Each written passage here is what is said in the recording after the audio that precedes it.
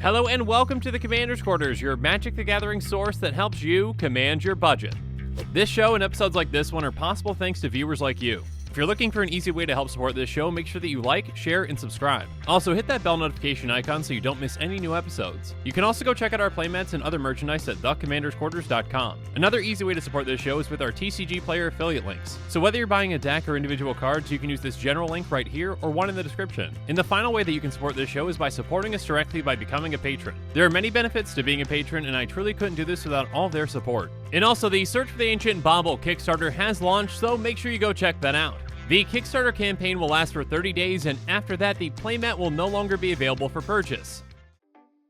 Hey everyone, Mitch coming in from the Commander's Quarters studio. Welcome to the show.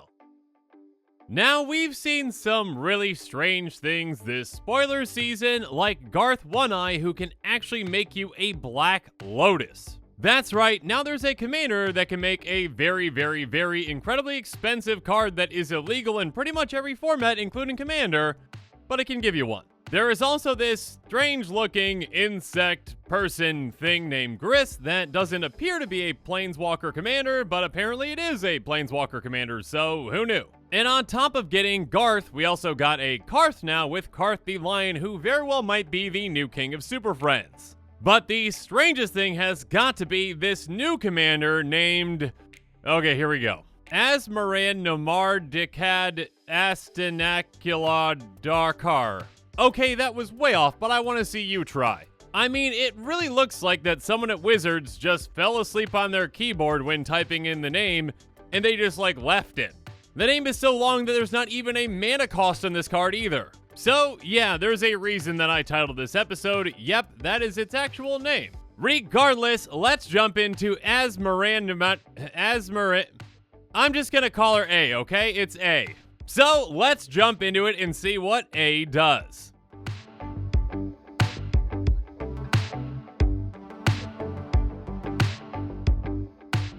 A is a 3/3 human wizard with absolutely no mana cost, but she's going to be a Rakdos commander. As long as you've discarded a card this turn, you may pay Rakdos to cast this spell. So essentially, although she doesn't have a mana cost, you need to discard a card and then you can just cast her for a Rakdos. Now, correct me if I'm wrong, but the commander tax will still apply, so you'll have to add 2 onto that every single time. But again, if I'm wrong on that, please let me know in the comments below. Regardless, when A enters the battlefield, you may search your library for a card named the Underworld Cookbook, reveal it, put in your hand, then shuffle. So if you didn't get it from the picture, apparently this is a human wizard cook. And also, sacrifice 2 foods, target creature deals 6 damage to itself. So A might not be the best cook out there, as her food actually damages creatures, who apparently ingest them. Or maybe she's intending to hurt with her food. I don't know. Regardless, it's a chef commander, or second chef commander within a couple of months, right, because of Guillaume. Regardless, A is completely different from Guillaume, not just in the length of the name, but in many things. But now let's jump into the card that A actually searches for and tutors up in your hand. And that would be the Underworld Cookbook, another new card from Modern Horizons 2. It's an artifact that costs 1 and it has tap, discard a card, create a food token. And also pay for, tap, and sacrifice the Underworld Cookbook, return target creature card from your graveyard to your hand. Now, obviously, we need 2 food tokens per creature that we want to damage, so we've got to make a decent amount of food with this commander for her to be effective. So, tutoring this up is a good start, especially if we've got plenty of cards to discard.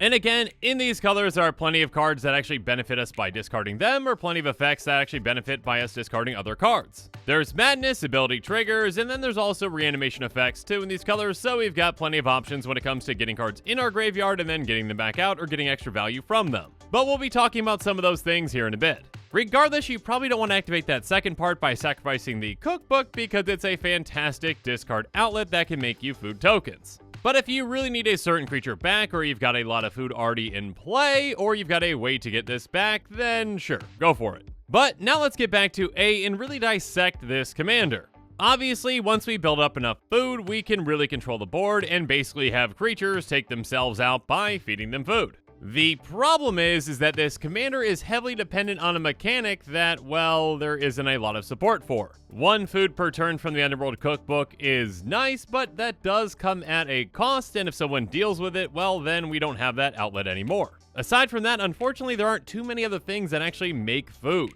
And again, to even get this commander out to get things started, well, you have to discard a card to actually cast her. So there's a lot of things to set up and a lot of things to actually work around to make this commander effective. To be completely honest, this commander reminds me of one of my old episodes where I talked about the most difficult commanders to pull off. Commanders like Mishra, Tetsumak, any of the Myojins, and Phage just have a lot of things you have to work around and aren't really kind of intended to be commanders. And that kind of feels the exact same way for Asmoranomardicadaistinaculdacar. Okay, I tried again. It didn't work. Anyways, okay. Regardless, a lot of players out there really like a challenge when building a commander deck, and this one definitely is a challenge. Now, it's definitely up for debate, though, as to what is more challenging, actually building the deck around this commander or simply just pronouncing the name. I'll leave that up to you to decide. Regardless, if you're up for that challenge and want to build around this commander, let's talk about some ways to set things up for success.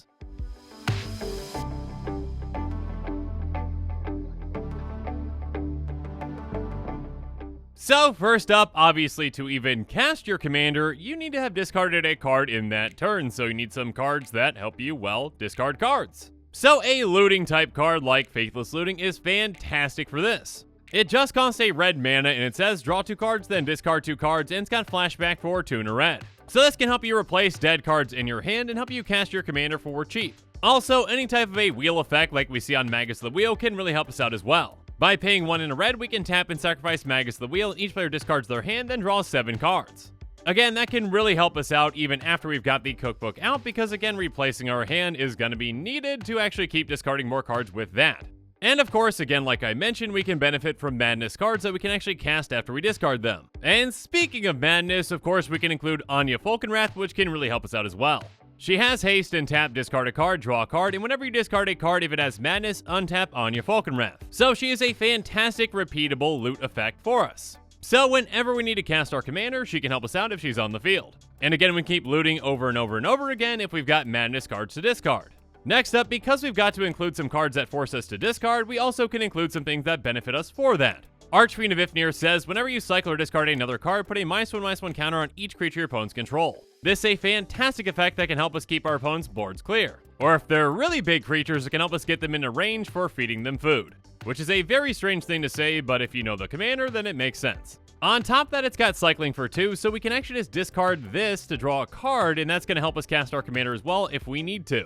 Next up, there's Glinthorn Buccaneer, which has haste, and whenever you discard a card, Glinthorn Buccaneer deals 1 damage to each opponent. On top of that, by paying 1 in a red, we can discard a card to draw a card, and we can activate this ability only if Glinthorn Buccaneer is attacking. So this can ping down our opponents, and again, like Archfiend of Ifnir, if we need to, can help us discard a card as well to help us cast our commander. And then there's Bone Miser, which is an extremely high value card when we're discarding a lot. It says, whenever you discard a creature card, create a 2/2 black zombie creature token. Whenever you discard a land card, add black, and whenever you discard a non-creature, non-land card, draw a card. So depending on what kind of card we discard, we get a different effect. And if we discard a lot of cards in a single turn, we get a ton of value out of this. Making creatures, getting mana, and drawing cards are never a bad thing. Now, because this deck is pretty dependent on certain cards, one of them being that cookbook, we need some ways to ensure that we can get it back out. So if someone deals with it, we've got things like Goblin Engineer, Trading Post, and Buried Ruin that can help. Goblin Engineer says when it enters the battlefield, you may search your library for an artifact card, put it into your graveyard, then shuffle your library. By paying a red and tapping and sacrificing an artifact, we return target artifact card with converted mana cost 3 or less from your graveyard to the battlefield. So this can actually help us tutor up another artifact to help us out as well, and we'll get to that one here in a bit. And then Trading Post does a lot of things, so here we go. By paying 1 and tapping it, we can do one of 4 things. We can discard a card to gain 4 life, we can pay 1 life to create a 0/1 white goat creature token, we can sacrifice a creature, return target artifact from our graveyard to our hand, and we can sacrifice an artifact to draw a card. So again, on top of being able to get our cookbook back, this can help us with other things as well. And then even a land like Buried Ruin can help us out too. We can tap it for a colorless, or it has pay 2 and tap and sacrifice it to return target artifact card from our graveyard to our hand. Again, when you're heavily dependent on a mechanic that really doesn't have all that much support, you need to take certain things into consideration and have backup plans when necessary. And when I say it doesn't have much support, well, let's talk about the other food cards. For Boding Fruit says, target player draws 2 cards and loses 2 life, and if you spent 3 black mana to cast this spell, you get a food token. So again, that would be 1 singular food token, and again, keep in mind that our commander needs 2 food tokens to even just feed 1 creature. And speaking of feeding things, let's talk about Bake into a Pie. It says destroy target creature, create a food token, so again, just 1 food token unfortunately. And then Tempting Witch also makes us 1 food token when she enters the battlefield, and she also has pay 2 and tap, sacrifice a food, target player loses 3 life. Now, since our food tokens are very precious, we're probably not going to be doing this, but, if someone's at, 3 or less life, sure, we can do that and take them out. Now, when it comes to making more food tokens, we've got things like Taste of Death, Giant Skewer, and Witch's Oven. Taste of Death says each player sacrifices 3 creatures, you create 3 food tokens. So yeah, 3 is going to be much better than 1. And then Giant Skewer says equipped creature gets +2/+1, and whenever equipped creature deals common damage to a creature, create a food token. So this can make us multiple food tokens throughout the game. And an even better card for this deck can be Witch's Oven, which says tap, sacrifice a creature, create a food token. If the sacrificed creature's toughness was 4 or greater, create 2 food tokens instead. So much like our cookbook, the oven can be a fantastic source of food for us. I guess it's not all that surprising that the best cards for a chef commander are a cookbook and an oven. Regardless, this was the card that I was talking about when talking about Goblin Engineer tutoring up an artifact into our graveyard. Anyways, one final card that I want to bring up in this setup is a card like Dictate of the Twin Gods. It has flash and says if a sorcerer deals damage to a permanent or player, it deals double that damage to that permanent or player instead. So this doubles up the amount of damage that creatures deal to themselves when we feed them food. So instead of 6, it's going to be 12, and yeah, 12 damage is pretty much going to take out any and all creatures. Okay, not all creatures, yes, there are some that can survive that, but not many, okay? Regardless, although taking out our opponent's creatures with food is nice, that's not really our main plan with this kind of a deck, or at least it's not mine.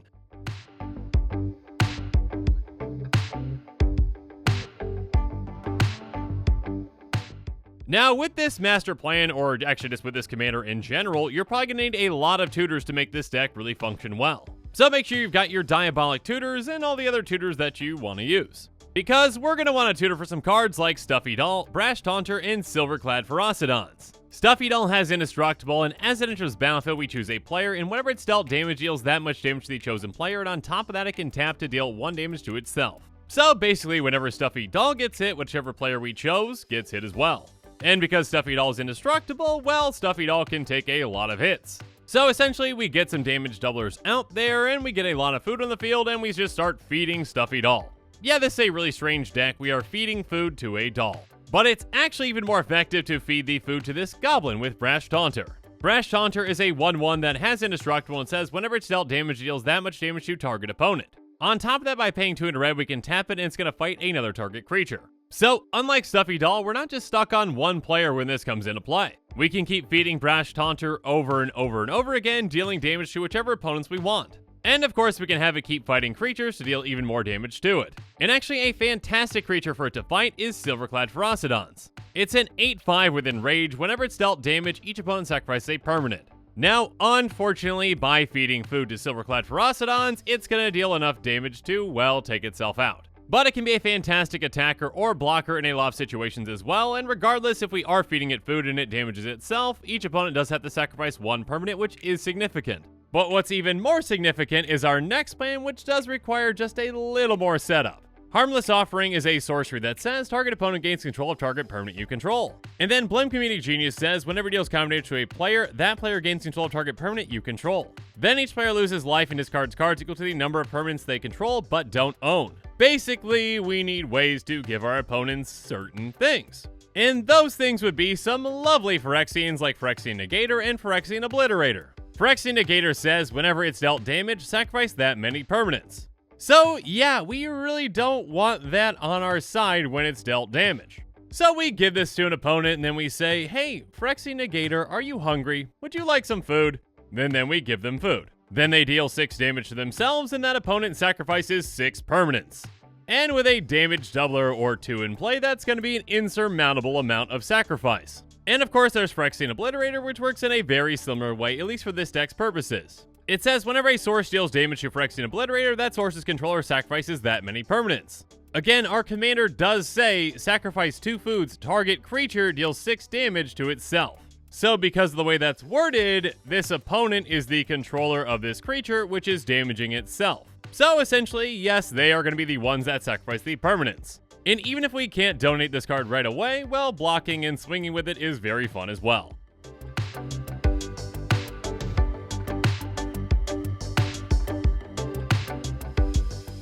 And with that, this show is coming to a close, so it's time for me to give you my final thoughts on this commander. Like I said earlier, in my opinion, this is very much a challenge build-around commander. as of now, we really don't have all that much support when it comes to food tokens. Because of that, you're going to be heavily dependent on certain cards in the deck, and you really need to focus on ensuring that you can get those out and keep them out. And again, you even just need to set up to actually get this commander out by discarding a card and then paying to cast. So, is this a powerful or popular commander? Probably not. But is it a fun challenge commander to build around? Most definitely. But again, the most challenging thing about this commander is actually pronouncing the name. So, now that I've warmed up, I think I'm going to try it one more time. Okay, here we go. And my apologies if I go slow, and yes, this might take me a few tries, but I want to get there, okay? Asmoranomardicadaistinaculdacar. Asmoranomardicadaistinaculdacar. Asmoranomardicadaistinaculdacar. Asmoranomardicadaistinaculdacar. Asmoranomardicadaistinaculdacar. I have no idea if that was right, but I think I got it there, okay? That's good enough for me. Regardless, now it's your turn to try it at home, so good luck with that. And if you want to build around this commander as well, good luck with that too. And with that, this show is coming to a close, so it's my turn to hear from you. So in the comments below, let me know what your thoughts on this episode are, and as always, thanks again and have a good one.